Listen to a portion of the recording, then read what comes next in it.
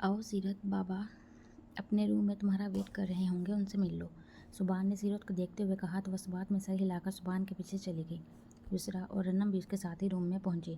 सीरत बहरोज़ के पास बैठी हुई थी। बहरोज़ उसे देखकर मुसलसल रोए जा रहा था। अपनी बीमारी के बायस वो काफ़ी हसास हो गया था। बाबा, आपने प्रॉमिस किया था अनम के आने के बाद आप बिल्कुल नहीं रोएंगे। सुभान ने बहरोज़ को देखकर उसका प्रॉमिस याद दिलाया। मैं खुश हूँ, मेरी बेटी वापस आ गई। बहरोज़ अटक अटक कर बोलने लगा। ममा आनी नज़र नहीं आ रही हैं। सुभान बेड पर रिलैक्स अंदाज में बैठते हुए युसरा से पूछने लगा। आधे घंटे पहले आशिर और बाजी निकले हैं वापस अपने घर के लिए। युसरा ने सोफे पर बैठे हुए सुभान को जवाब दिया। भैया, चाय लेकर आऊँ आपके लिए या खाने के बाद ही पियेंगे? बहरोज़, सुभान और कशान तीनों को खाने के बाद चाय पीने की आदत थी। कभी कभार ऑफिस से आने के बाद भी सुभान चाय पी लेता था, इसलिए रनम सुभान से पूछने लगी। नहीं यार, अभी मूड नहीं है। काशी ऑफिस से आ गया? सुभान रनम को देखकर पूछने लगा। जी, अभी थोड़ी देर पहले ही आए हैं, अपने रूम में होंगे शायद। रनम ने सुभान को कशान के बारे में बताया। सीरत बहरोज़ के पास बैठी हुई इन सब की गुफ्तगू सुन रही थी। सुभान उसे इस घर में इस फैमिली का ही हिस्सा लगा।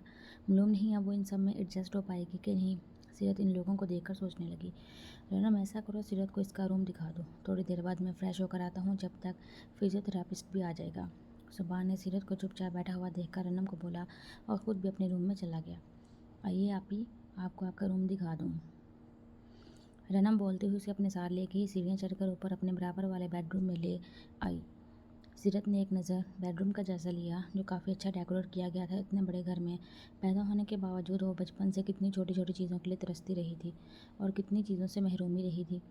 सीरत ने तलखी से सोचते हुए अपना सर झटका। बराबर वाला बेडरूम मेरा है। आपको किसी भी चीज़ की ज़रूरत हो तो आप बिला झिझक मुझसे कह सकती हैं। रनम ने मुस्कुरा कर कहा तो सीरत ने इस बात में सर हिलाया।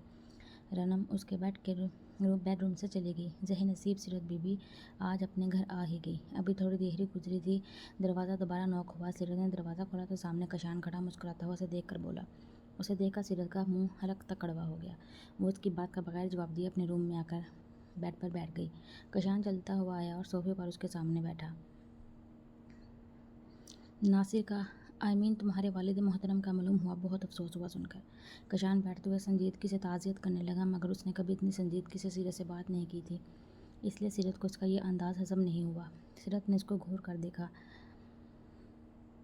ऐसे क्यों घूर रही हो? बाकी अफसोस करने आया हूँ तुम्हारे अब्बा का। उसको घूरते देखकर कशान ने संजीदगी से कहा। तुम्हें देखकर तो मैं खुदा का शुक्र अदा करती हूँ कि उसने सुभान को मेरे नसीब में लिखा है और वो तुम जैसा हरगिज़ नहीं है। सीरत ने खार खाने वाली नज़रों से देखकर उससे कहा। उसे लगा वो उसके अब्बा की ताज़ियत करने के बजाय उसे तपाने आया है। कसम से यार, हम दोनों के मिजाज एक जैसे नहीं है, मगर सोच बिल्कुल एक जैसी है। तुम्हें देखकर मैं भी खुदा का लाख लाख दफ़ा शुक्र अदा करता हूँ कि रनम तुम जैसी हरगिज़ नहीं है। कशान ने मुस्कुराते हुए सीरत से कहा। मगर वो अलग बात थी, ये मुस्कुराहट दिल जलाने वाली थी। बताया था मुझे सोबी ने तुम्हारी पसंद के बारे में। कहाँ रनम इतनी नाजुक सी, मासूम सी, और कहाँ तुम पूरे के पूरे लफंगे। पैर धो धो के पीने चाहिए तुम्हें तो उसके, अगर वह तुमसे शादी के लिए राज़ी हो गई तो। सीरत ने भी उसको तपाने में कोई कसर नहीं छोड़ी थी, मगर वह बड़ा ही ढीठ साबित हो रहा था। उसकी बात सुनकर तपने की बजाय मुसलसल ढीठों की तरह मुस्कुराई जा रहा था। सीरत बीबी, तुम्हारी मासूम सी नाजुक सी बहन तुम्हारे इस लफंगे देवर के कब्जे में समझो। शादी के लिए तो उसके अच्छे भी राज़ी होंगे। और रही बात पैर धो धो के पीने की, जिस दिन तुमने सोबी के पैर धो के पी लिए उस दिन ये कोशिश मैं भी करके देख लूँगा। चलो फिर डिनर पर मुलाकात होती है। कशान बोलता हुआ सीरत के रूम से जाने लगा। सीरत उसको देख कर दांत पीस कर रह गई। और हाँ, बुरी आदतें हैं, ज़रा देर से ही जाती हैं। यहाँ ज़रा अपने ऊपर कंट्रोल रखना। कोई चीज़ इधर से उधर हुई तो तुम ही नज़रों में आओगी, क्योंकि घर की नई फर्द तुम ही हो। कशान जाते जाते उसे सुलगाना नहीं भूला था। सीरत ने उसकी बात का मफहूम समझकर बेड से तकिया उठाकर खींच कर उसे मारा, मगर वो तब तक रूम से जा चुका था। खबीस कहीं का, उसे भी झेलना पड़ेगा अब। सीरत ने तपते हुए सोचा। खाने की मेज़ पर सभी मौजूद थे सिवाय सुभान के। सीरत बारी बारी सबका जायज़ा लेने लगी, मगर समझ नहीं आया किससे पूछे। जब 5 मिनट बाद आएगा, अंकल को खाना खिला रहा है, तुम स्टार्ट करो। कशान उसकी नज़रों का मफहूम समझते हुए बोला, जिस पर सीरत बिला वजह शर्मिंदा होने लगी। दोपहर को तुम्हारे पापा को मैं खाना खिला देती हूँ, मगर सुबह अगर घर जल्दी आ जाए तो बहरोज़ उसके हाथ से खाना खाते हैं। दूसरा सीरत को बताने लगी, जिस पर उसने सर हिलाया। आपके भैया से काफ़ी अच्छी फ्रेंडशिप लगती है। रनम ने अपनी प्लेट में चावल निकालते हुए सीरत से पूछा, मगर उसके कुछ बोलने से पहले कशान बोल पड़ा। ऐसी वैसी दोनों ही में बचपन से काफ़ी अंडरस्टैंडिंग है। कशान के बोलने पर सीरत ने उसको घूर कर देखा। यूसरा भी कशान की बात पर सर उठाए उसे देखने लगी। मेरा मतलब है कि हम तीनों में ही काफ़ी अच्छी अंडरस्टैंडिंग है बचपन से, एक ही स्कूल में पढ़े हैं, एक ही मोहल्ले में रहे हैं, इस वजह से। आपके कशान युसरा को देखते हुए ताड़ा संभल कर बोला, मालूम नहीं अब सोबी कब अपने और सीरत के रिश्ते की हकीकत से सबको आगाह करता। कशान ने सोचा। रनम खाना खाते हुए सुबान और सीरत के बारे में सोचने लगी। हाईवे पर लिफ्ट देते हुए सुबान का अंदाज और सीरत का गुरेज, फिर सुबान का सीरत को घर लाना, ये सब कुछ उसे फ्रेंडशिप से ज़्यादा लगा। भैया और आप ही, अगर ऐसा हो जाए तो कुछ बुरा भी नहीं।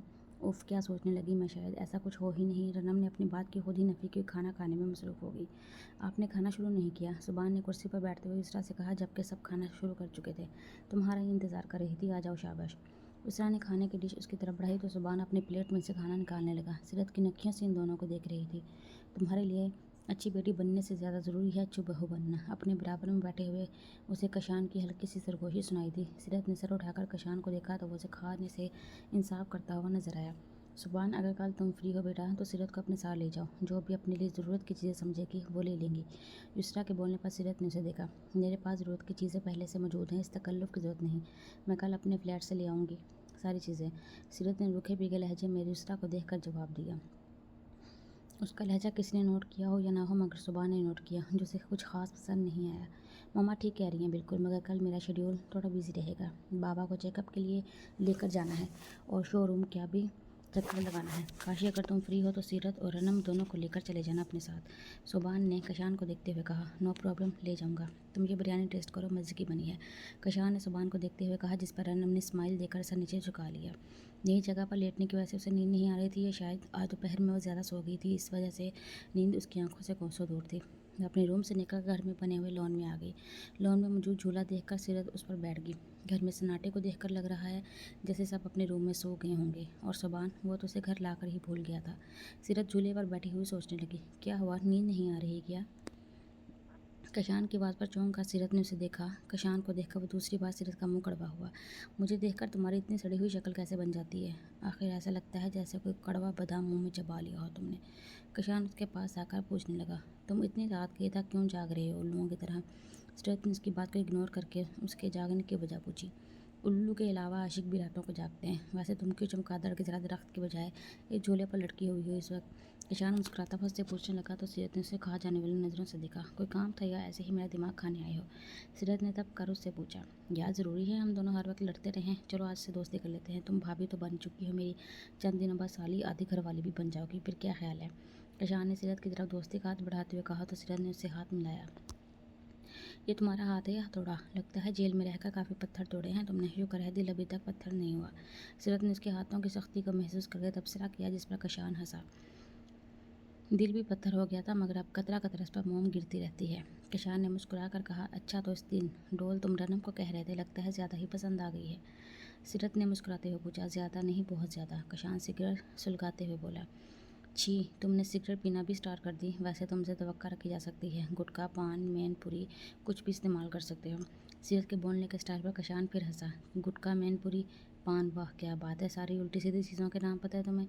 कशान ने सिगरेट पीते हुए दाद देने वाली नज़रों से सीरत को देखा। मैं तुम्हारी डोल की तरह कोई बर्गर बच्ची थोड़ी हूँ, छोटी सी उम्र में दुनिया देखी है सीरत ने आईब्रो झुकाकर कहा, बर्गर बच्ची? कशान दोबारा हंसा। अगर वो बर्गर बच्ची अपने टेरेस में खड़ी काफ़ी देर से हम दोनों को घूर रही है। कशान ने सिगरेट का धुआं उड़ाते हुए सीरत को देख कर कहा। सीरत ने नाम महसूस होने वाले अंदाज से रनम को देखा, जो वाकई टेरेस में खड़ी आंखों में उलझन समाई हुई इन दोनों को देख रही थी। सीरत ने कशान को देखा तो दोनों मुस्कुराने लगे। ड्रेसर के सामने खड़े होकर रनम ग्लोव्स लगाते हुए अपना जायजा लेने लगी। आइस ब्लू जीन्स के ऊपर बेबी पिंक कलर का टॉप, जिसकी स्लीव्स हाफ से भी थोड़ी लंबी थी। यकीनन अब कशान को कोई मसला नहीं होगा। वो बालों में ब्रश फेरते हुए सोचने लगी। सीरत के साथ शॉपिंग मॉल जाने के लिए वो अपनी तैयारी मुकम्मल कर चुकी थी। अपना मोबाइल हैंड बैग में डालते हुए रूम से बाहर निकलकर सीढ़ियाँ उतरने लगी। कशान हाल ही में मौजूद इसका सीरत का वेट कर रहा था। वो थोड़ी देर पहले ही ऑफिस से घर आया था। रनम को सीढ़ियाँ उतरता देखकर कशान ने उसकी ड्रेसिंग का जायजा लिया। इसका टॉप जो आकर सिर्फ कमर को ही कवर कर रहा था। कशान का मूड ख़राब कर गया। वापिस जा और फ़ौरन चेंज कर गया। उसने दिमाग को ठंडा और लहजे को नरम रखते हुए रनम को मुखातिब किया, मगर इसकी स्लीव्स तो। कशान की आंखें दिखाने पर रनम के मुंह से निकलने वाला जुमला आधा मुंह में ही रह गया। आप ऐसा करें, आप ही को ले जाएं अपने साथ। रनम ने बिना डरे बुरा मनाते हुए कहा, कल रात में वो सीरत से कैसे हंसकर बात कर रहा था, जबकि उसको तो सिर्फ वो आंखें दिखाता रहता था। कशान ठीक कह रहा है, रनम जाओ और ड्रेस चेंज करके आओ। किचन से अपने रूम में जाती हुई युसरा ने रनम को कहा। वो किचन में इस वक्त बेरोज़ के लिए यखनी बना रही थी। यकीनन इन दोनों की गुफ्तगू सुन चुकी थी। कशान भी युसरा के सामने रनम का लिहाज कर गया था, वरना जैसे रनम ने कशान के आगे जवाब दिया तो उसकी शामत लाजमी आनी थी। रनम मुंह बनाती हुई ऊपर चली गई, जबकि युसरा मुस्कुराती हुई कशान को देखने लगी।